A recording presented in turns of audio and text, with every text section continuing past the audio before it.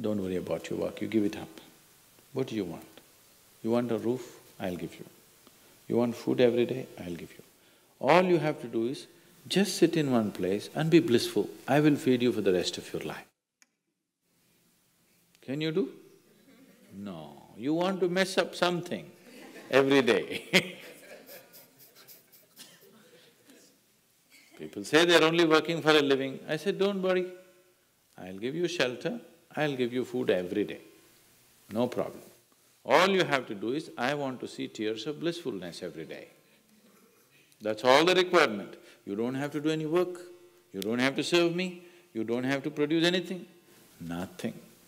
Just sit here blissfully, we'll feed you, we'll worship you. No.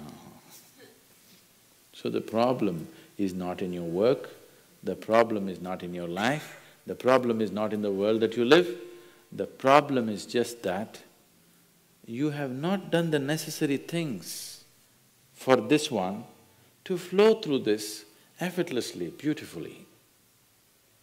The necessary work has not been done and we're just hoping it'll happen by accident. It doesn't happen by accident. Lot of people in the world think United States of America is heaven. But people who live here don't think so at all. Isn't it so? Isn't it? A lot of people in the world are dying to get an entry into the country. If you open up the southern borders, 10 million people will enter tomorrow morning because they think this is heaven. But you are not experiencing it that way, isn't it? You are not experiencing this as heaven because hell and heaven is not a geographical place. Hell and heaven is what you make out of yourself, isn't it? Too much talk about heaven has been going on because there are too many people who made a hell out of themselves. If you had made a heaven out of yourself, would you talk about going to heaven? If you sit here and you're feeling ecstatic right now, would you aspire to go to heaven, I'm asking? Once it happened, early 20th century, an Orthodox Greek church, a bishop from that church, Orthodox Greeks have their own separate church, they have their own pope who lives in Turkey, you know this? So a bishop from this order had heard so much about Indian mysticism and he wanted to go to India, but he never got around to make it because he had to serve the cloth that he wore. And after 60 years of age, when he is semi-retired, he got the opportunity and went to India.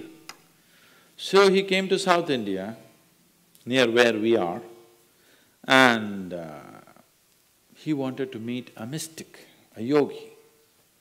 So somebody said, go up this mountain, near a cave, there is a yogi sitting, you can go.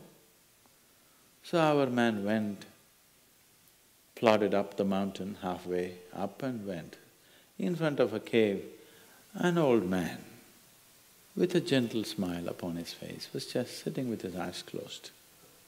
So the bishop went and prostrated. He cannot do it, he is not made for that. But they had told him, if you go to India, you have to crawl.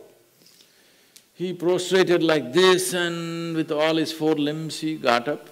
The yogi looked at him with amusement. Obviously, he has never prostrated anywhere before. And he smiled.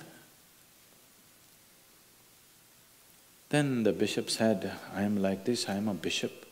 I have served in the church for so long, but I have a few questions, can you answer? The yogi smiled and said, yes, please, whatever the question. Then the bishop asked, what is life? At the age of 60. What is life? So the yogi closed his eyes, became very blissful and said, life is like the fragrance of a jasmine on the spring breeze. And tears of blissfulness flowed out of his eyes as he was saying this. Then the bishop said, no, no, no. Our Pope has told us life is like a thorn and we must renounce it. And even symbolically, Jesus himself wore a crown of thorns. So, how come you say this? Our Pope says otherwise. The yogi looked at him, smiled and said, well, that's his life.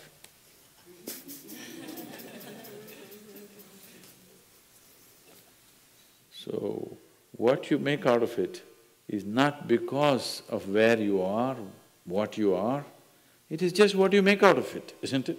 Yes.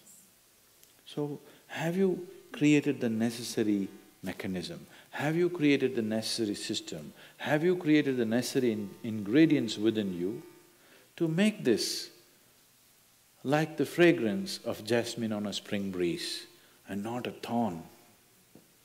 If it's a thorn, we must pluck the damn thing out, isn't it? Isn't it so?